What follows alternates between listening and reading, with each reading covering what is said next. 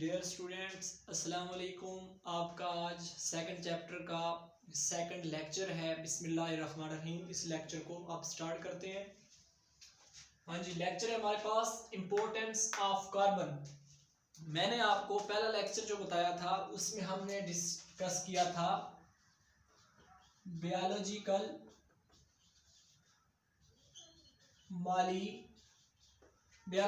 Molecules की study की थी। अब ये जो कार्बन है ये ऐसे समझ ले एक इम्पोर्टेंट जुज्व है बायोलॉजिकल मॉलिक्यूल्स का। कार्बन है तो ये सब कुछ, इनकी साख्त, इनकी प्रॉपर्टीज, इनकी बॉन्डिंग, इनकी स्टेबिलिटी सब कुछ बरकरार रहती है। ठीक है, ये बात आपने ज़हन में रखनी है। मतलब कार्बन एक इम्पोर्टेंट लाइफ का जुज्व है, ऑर्गेनिज्म का, लिविंग ऑर्गेनिज्म का एक यूनिट है, इकाई है। जिस तरह सेल है इस तरह से ये एलिमेंट कार्बन भी इम्पोर्टेंट है। तो यहाँ पे हमने आज देखनी है मेन प्रॉपर्टीज कार्बन की। Following are the main properties shown by carbon. पहले नंबर पे कार्बन की टेट्रावैलेंसी, टेट्राहाइड्रल करैक्टर जो है कार्बन का, ये बहुत इंपॉर्टेंट है। अब जो वर्ड है टेट्रा,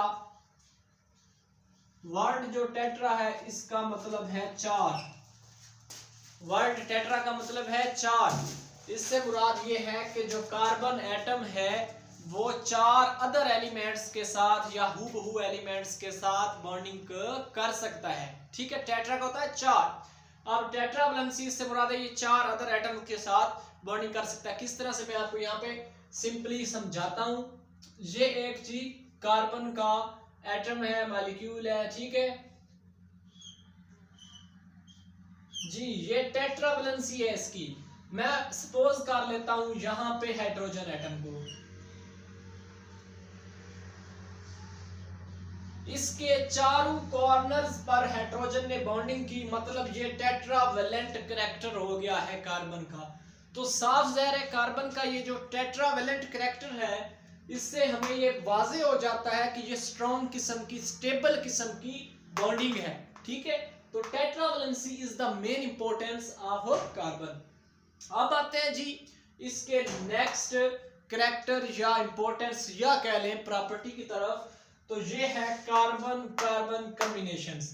तो ये तो एक मजीद इंटरेस्टिंग बात हो गई कि सिंगल कार्बन था तो उसने चार अदर एटम्स के साथ बॉन्डिंग कर सकता है। यहाँ पे कार्बन और कार्बन, जब कार्बन और कार्बन के दो मॉलिक्यूल्स मिल जाएं, चार मिल जाएं, पांच मिल जाएंगे, जितने भी हो, सो ऑन कह लें आप, तो साफ ज़ाहिर है ब्रांचिंग ज्यादा हो जाएगी, बॉन्डिंग ज्यादा हो जाएगी और ज्यादा किस्म के एलिमेंट्स, मॉलिक्यूल्स या सब्सटेंसेस आके मीट कर जाएंगे, गैदर हो जाएं। तो ये तो बहुत इंपॉर्टेंट करैक्टर है कार्बन का। तो ये आपको मैं यहाँ पे एग्जांपल लेता हूँ।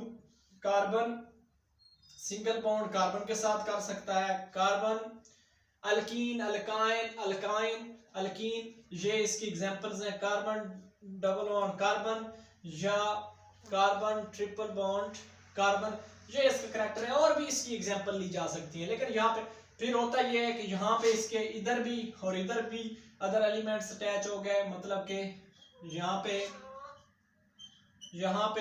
तो ये मुख्तलिफ एटम्स इस तरह से भी मिल जाते हैं। तो ये एक इंपॉर्टेंट करैक्टर हो गया। अब थर्ड करैक्टर की तरफ आते हैं।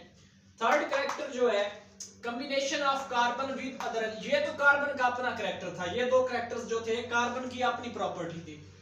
Combination of carbon with other elements. अब कार्बन का ये जो तीसरा करैक्टर है ये थोड़ा सा कम्प्लेक्स है, इसमें पेचीदगी आ गई है। तो इससे मुराद ये है कि कार्बन दूसरे एलिमेंट्स के साथ किस तरह से बॉन्डिंग करता है। तो इसमें हमने आज 3 पॉइंट्स देखने हैं। अब इंपॉर्टेंट पॉइंट्स है 3, जरा गौर कीजिएगा। Carbon hydrogen bonding, carbon hydrogen bonding यानी कि CH बॉन्ड, CH बॉन्ड। अब CH बॉन्ड को बड़ी अहमियत हासिल है इस कार्बन के करैक्टर में। अब ये जो हमारे मसल्स हैं, हमारा रिस्पायरेशन है, तो हमारा रिस्पायरेशन का अमल है, ATP सिंथेसिस है, मतलब मसल्स को जो एनर्जी मिल रही है ये इसी बॉन्डिंग की वजह से मिल रही है। CH बॉन्डिंग की वजह से, कार्बन और हाइड्रोजन की बॉन्डिंग की वजह से बॉडी में स्टेबिलिटी रहती है। ठीक है, एक ये हो गया लिविंग ऑर्गेनिज्म के लिए, ये बहुत इंपॉर्टेंट है। उसके बाद जी ग्लाइकोसिडिक लिंकेज, ग्लाइकोसिडिक लिंकेज क्या है? That is the complex form of linkage. ये खास तौर पे किस में पाई जाती है? इंपॉर्टेंट किस में है?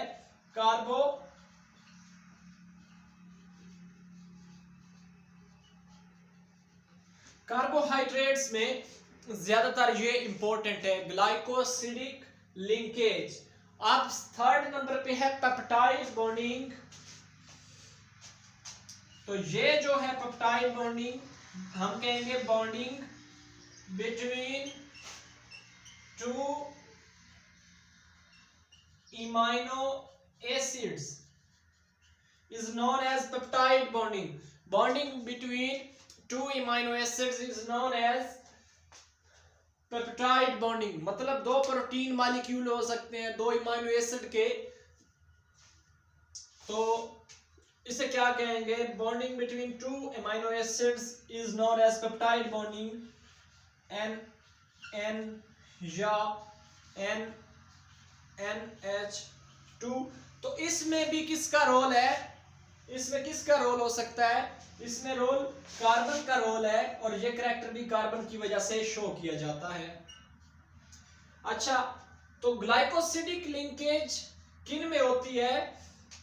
कार्बन और ऑक्सीजन या CO बॉन्डिंग को जी क्या कहते हैं? Glycosidic linkage. The bonding or linkage formed between carbon and oxygen atoms is known as glycosidic linkage। इसे जी क्या कहते हैं? जी ग्लाइकोसिडिक लिंकेज। अच्छा जी, फोर्थ है हमारा जहां पे पॉइंट, फॉर्मेशन ऑफ मैक्रोमॉलिक्यूल्स। अब मैक्रोमॉलिक्यूल्स कौन से हैं? मैक्रोमॉलिक्यूल्स की जब हम डेफिनेशन देखेंगे तो हम कहेंगे द गाइट मॉलिक्यूल्स और bigger molecules of biological substances is known as macromolecules। इसमें आप किसकी एग्जांपल ले सकते हैं जी? लिपिड्स के मॉलिक्यूल्स, प्रोटीन्स के मॉलिक्यूल्स, स्टार्च के मॉलिक्यूल्स एटसेट्रा। तो ये जो है ये बहुत बिगर किस्म के मॉलिक्यूल्स हैं और इनके अंदर बॉन्डिंग बहुत कम्प्लेक्स होती है। अच्छा, मजे की बात ये है कि ये नॉन पोलर होते हैं। नॉन पोलर का क्या मतलब है? नॉन पोलर का मतलब है वाटर रिपेलेंट, वाटर को धकेलने वाले, पुश अप करने वाले, वाटर के साथ गैदरेंस ना करने वाले, तो ये नॉन पोलर होते हैं। अब इनकी इंपॉर्टेंस क्या है मैक्रोमॉलिक्यूल्स की? मैक्रोमॉलिक्यूल्स में साफ ज़ाहिर है कि कार्बन एसेंशियल होती है, और इनका काम ये है कि जिस तरह हमारी सेल वाल है, हमारे ऑर्गन्स हैं, अगर ये ना हो, मतलब मैक्रोमॉलिक्यूल्स ना हो, नॉन पोलर करैक्टर ना हो, तो ये वाटर के साथ घुल मिल जाए सब कुछ, तो ये सेल वाल को पानी से दूर रखते हैं। ये इनकी बहुत इंपॉर्टेंस है। लिविंग ऑर्गेनिजम्स में ये सेल वाल को डिसॉल्व होने से बचाते हैं, तो ये नॉन पोलर करैक्टर इनमें इंपॉर्टेंट है। अब यहाँ पे फॉर्मेशन ऑफ माइक्रोमॉलिक्यूल्स। मैक्रोमॉलिक्यूल्स साफ ज़ाहिर माइक्रो स्मॉल होते हैं साइज में। The molecules that are small in size are known as micromolecules. अच्छा, इनमें कौन से मॉलिक्यूल्स हो सकते हैं? पहले नंबर पे आप एग्जांपल ले लें ग्लूकोज की, साल्ट्स की, और स्टार्च कह लें। These are micromolecules. अच्छा, ये क्योंकि स्मॉल होते हैं एंड वीक होते हैं, और इसके साथ साथ इनका जो करैक्टर है ये पोलर होता है, पोलैरिटी। अच्छा, ये पानी के साथ घुल मिल जाते हैं और ब्रेक हो जाते हैं, टूटने पे ये एनर्जी रिलीज करते हैं, और एटीपी जो एनर्जी है, एटीपी एनर्जी जो है that is essential form of energy in living organisms. अब यहाँ पे जो स्ट्रक्चर कार्बन की बनती है मैं वो आपको समझाने लगा हूं यहाँ पे बना के कि कौन कौन सी स्ट्रक्चर कार्बन एटम की बन सकती हैं। पहले नंबर पे हम देखेंगे अनब्रांच्ड स्ट्रक्चर ऑफ कार्बन। इस तरह से सो ऑन, इस तरह से प्रोसेस चलता जाता है। सो ऑन, बहुत हजारों की तादाद में, लाखों की तादाद में कार्बन एटम्स मिलते हैं। तो यहाँ पे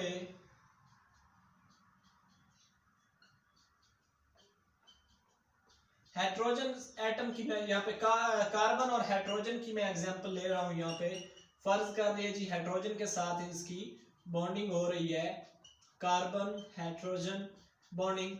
तो ये जो मैंने यहाँ पे स्ट्रक्चर बनाई है, ये क्या स्ट्रक्चर है,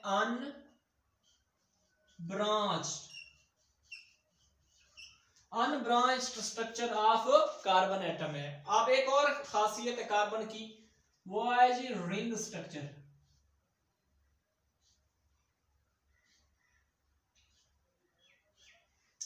रिंग 5 कॉर्नर,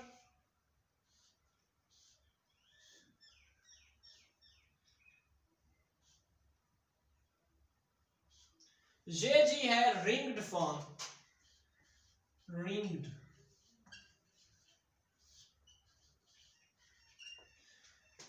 ये कौन सी फॉर्म है, रिंग्ड फॉर्म ऑफ कार्बन है, रिंग्ड फॉर्म ऑफ कार्बन। अब यहाँ पे लास्ट मैं आपको यहाँ पे समझाने लगा हूं ब्रांच्ड फॉर्म ऑफ कार्बन, कि कार्बन ब्रांचिंग किस तरह से करती है।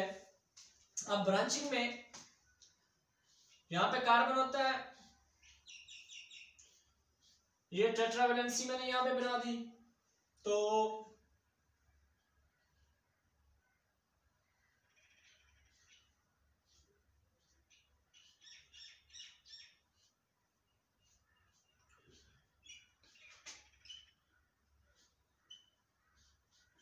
यहाँ पे कार्बन की ब्रांचेस बन गई हैं, ब्रांच फॉर्म ऑफ कार्बन आ गई है।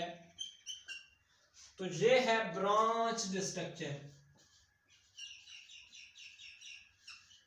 ये क्या है, कार्बन की ब्रांच्ड फॉर्म है, शाखें बन गई हैं कार्बन की मुख्तलिफ किस्म की।